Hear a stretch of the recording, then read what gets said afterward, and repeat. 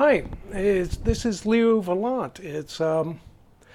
I did an editorial rewrite of a blog I had written almost 10 years ago, the Faculty of True Discernment. Let me read you the rewrite. The Faculty of True Discernment. When I first started with Kundalini yoga decades ago, my old guru had told us that Kundalini, particularly at the Ajna chakra, would make us smarter. Well, I often wondered at that promise, since so many of the initiates that had been with the Swami for years, well, they didn't seem so extremely bright. So I figured at the time that it must have all been somehow relative. And that before they started with Kundalini yoga, well, they must have been really stupid. Well, okay, now one would ask whether I eventually became any smarter. Well, I suppose we must wonder what my old guru could have meant in choosing the word smart. I had always been able to get A's in schools, but I was never at the top of my class. And, well, that never changed. I didn't become any stupider, but I didn't suddenly climb over those who had always been, smarter than me. But what did happen in my case was that I found I could recognize the truth and have a sense of certainty about it whenever I would hear it or see it. Maybe I was incrementally better at thinking up the truth of things, but being original or particularly inspired in my thinking was probably only just a small part of it. It was not so much a case of thinking fast or thinking new, but of thinking sure, of being certain of the truth of things. I was lucky to be able to identify a certain point in time, a moment when the transition came about. It's when that brand of smartness kicked in. This moment had been punctuated by a dream. Now I call it the dream of true discernment. The dream scene was a well-sunlit, grassy field with large rocks and fallen trees that offered a natural gathering place for hikers and nature lovers to sit down, rest, and take in the ambient beauty. Well, in this particular dream scene, there was this woman who was playing a guitar, and one would have to describe her as being ugly.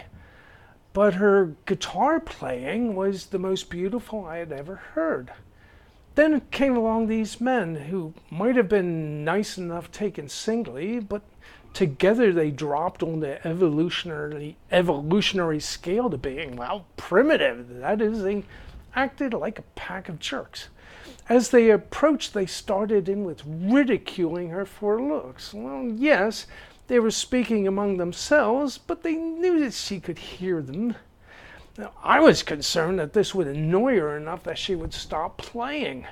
And besides, it was difficult to hear her through all their noise. And so I yelled at them and, hey guys, everything else aside, can't you hear that playing?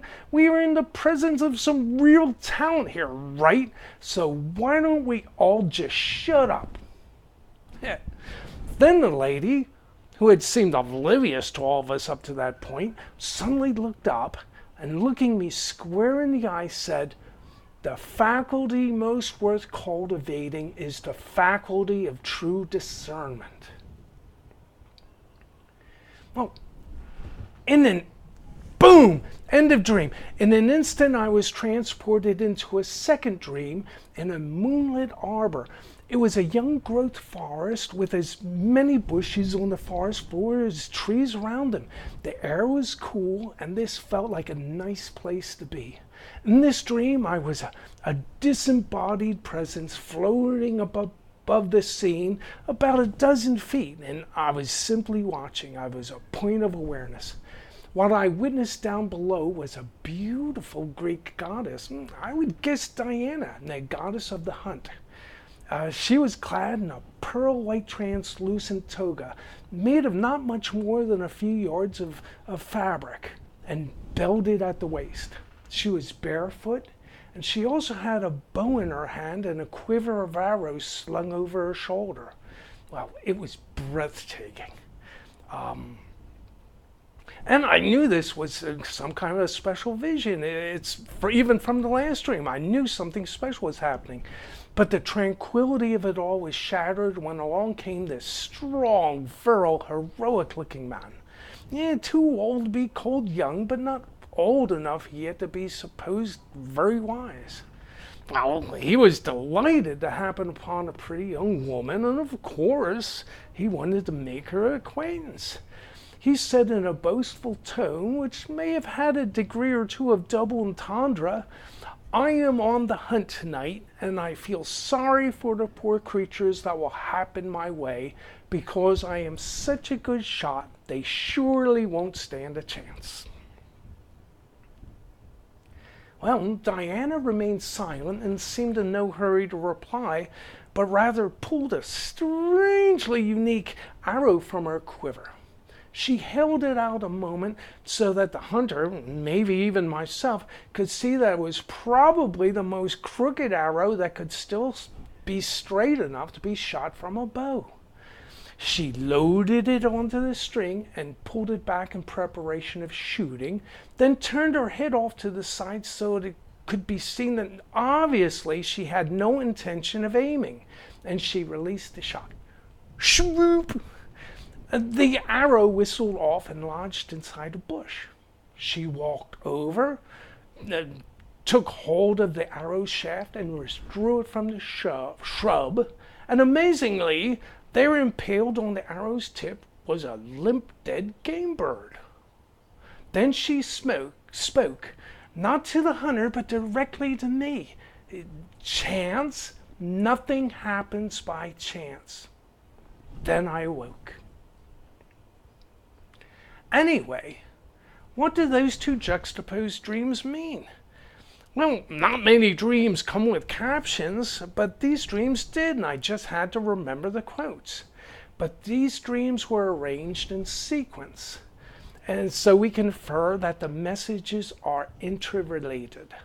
So apparently, in order to understand that nothing happens by chance, one has to have some skills in regards to true discernment. And likewise, in order to attain that mindset where one is ever ready to discern truth, which most people would consider random day-to-day nonsense, well, one would need to understand that everything must have meaning. Our assumption going in must be that if we don't see meaning, then we aren't paying sufficient attention. Also, the idea of cultivation is important. Even with the Kundalini, apparently there has to be some intent and practice in order to ramp up one's abilities in regards to true discernment. I have found that the best practice is to just talk to people. And not just talk to friends, but to everybody. Store clerks, cashiers, people in elevators, pedestrians on the street where you're waiting for the same crossing light. Just talk, and often they will say something back that will light up as true. But you have to listen. Most people who are in conversations are using up most of their brain power and thinking of what to say next. Well, don't think about what to say. You'll surely think of something, right? Also, if you're fully engaged in listening, then you will probably think to say when it comes your turn to speak next, you will say something related to what the person was just speaking about. That is, you'll be appropriately responsive. People like that. They like you for being responsive to what they're saying. And so they keep talking, and eventually you get the truth out of them. And when you hear it and know it, well, it's like finding a treasure. It's wow. Wow will become one of your favorite words. Oh, I should mention that another dream came along which would affect my view of the world and help me in my pathway towards attaining to the faculty of true discernment. In this dream, I was walking across a deep chasm on a board that had been laid between the two sides. And suddenly the board was pulled out from under me and I found myself falling. But I only experienced as a sense of floating weightlessness. You know, as they say, it's not falling that hurts, it's hitting the ground that's the problem. Well, before I even came close to hitting the ground, a dream guru appeared and pulling me out of the dream, he pulled me aside and he said, "Perfection consists in randomity, so be not one thing and be not the other." So yeah, apparently one has to be able to see patterns in the complexity, but at the same time refrain from overgeneralizing about them. Think about it like taking a Rorschach test, and that when you just see smears of ink, well, say that they look like smears of ink. Seeing stuff in smears of ink that really aren't there, well, that's kind of the opposite of true discernment, don't you think? So you shouldn't be predisposed to any particular belief system, which would induce a kind of a tunnel vision. There is the truth, and then there's the party line. Now, yes, I have often been a joiner and have been part of many groups many times in my life, but I have been lucky that rarely has any organization vetted me for true believer status. You know, even most cults are laid back and never ask for an explicit pledge, but they assume that you're an ass kisser just like everyone else. Now, of course, you may ask me, why would I join anything that I don't 100% believe in? Well, in nature, absolutes do not exist. You'll never find 100% perfect fit in anything. So where clubs, political organizations, and even religions are concerned, well, nothing's perfect. So one joins a club because it's more good than it is bad. And then yes, one should try to see the good in everything, but then again, if you find nothing to complain about, well, you're not paying attention. The truth is always good to know, but it's not always good news. Well, then let's cut this thing short before it goes too long. Thank you again for watching. Let me see if I can figure out how to turn this thing off.